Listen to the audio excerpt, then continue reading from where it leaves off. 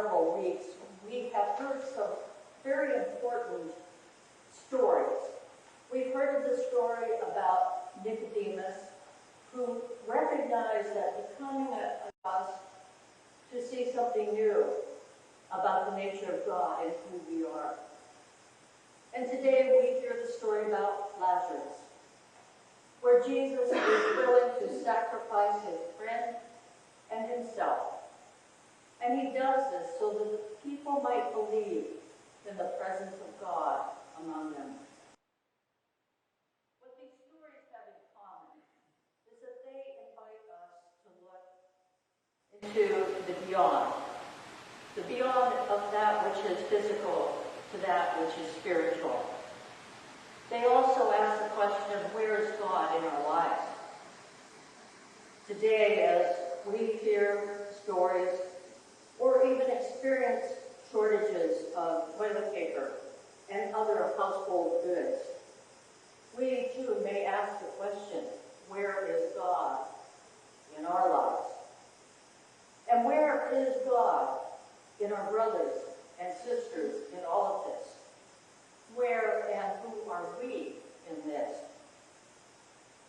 We ask this because our anxiety and the changes that we have had to make to our daily life routines are exhausting.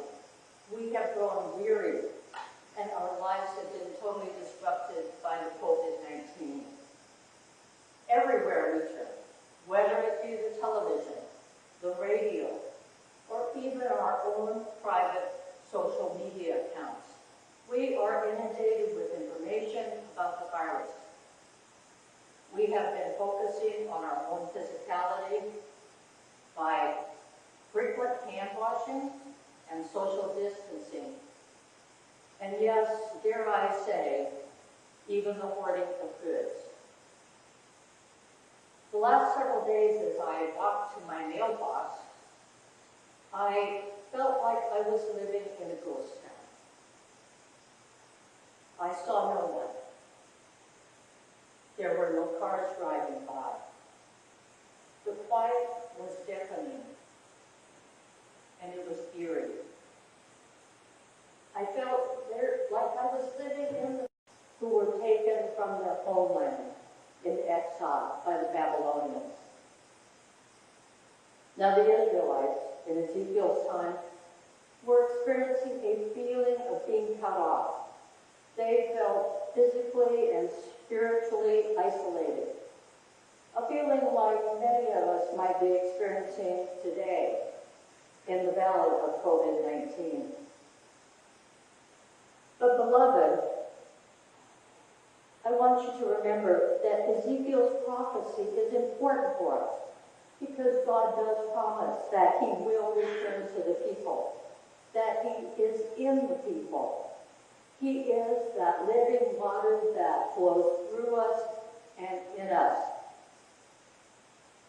Plainly put, the Spirit of God is where people are gathered to pray, whether they be in Babylon, quarantined on a cruise ship, or whether we are isolated at home, watching a church service on social media.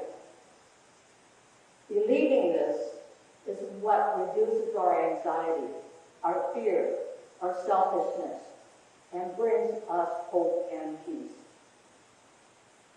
In our epistle reading today, we hear Paul speaking about the spirit of life and peace as he addresses the people in Rome.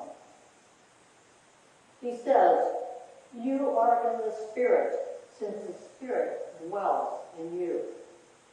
The Spirit of him whom Jesus raised from the dead dwells in you.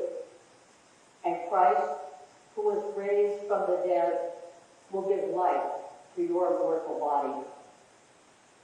So we hear in Ezekiel, we hear in Paul, and we hear again in today's gospel how God is with us and in us. When Jesus was talking about Lazarus, Mary, and Martha, he is talking about his beloved friends. The gospel writer, who is John, says that the beloved is you. God will resurrect you because God is in you.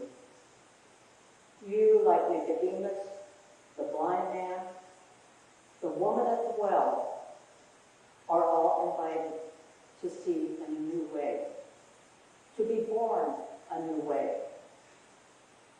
But some of you may ask, well, how do we do this?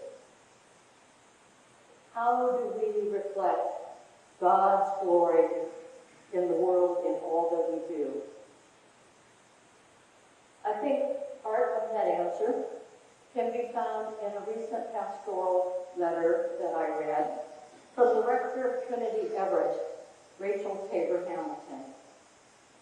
She writes, I believe that challenges like the current situation provide opportunities for us to live into the reality of being the body of Christ in very profound and meaningful ways, and in ways that coming together in person may prevent us from seeing, because the gift of gathering together is taken for granted.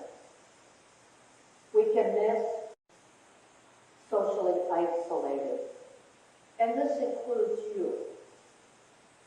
We also have created a Friends of St. Dunstan's Facebook page, and we invite you to join us.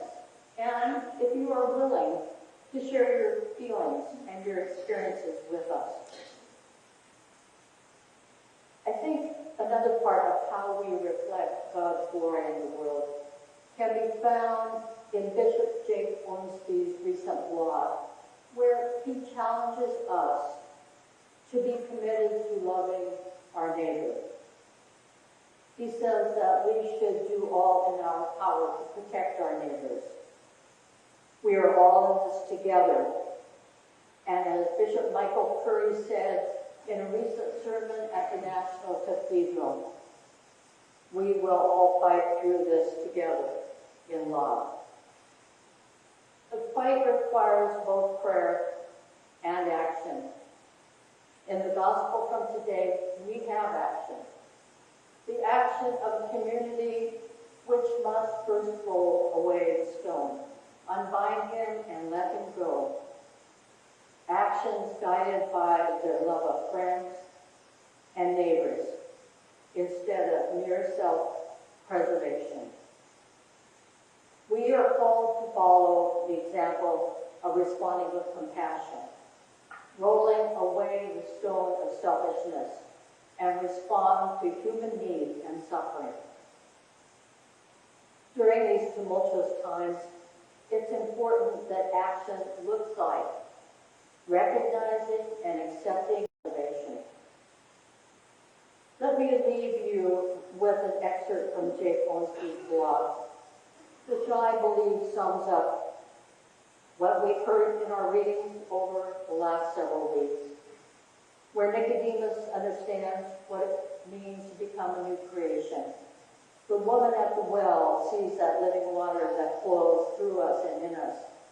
The blind man invites us to see about the nature of God and who we are.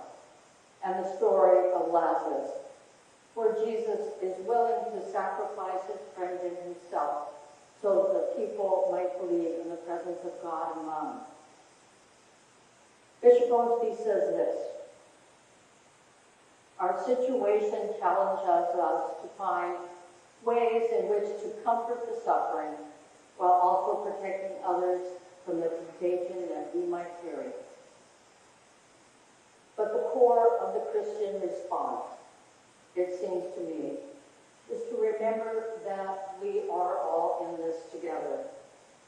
And Christ is right in the middle of this with us. This does not guarantee that no one will get sick, that no one dies, or that our best intentions and most careful practices won't lead to unintended negative consequences. However, my faith is that because Jesus abides in us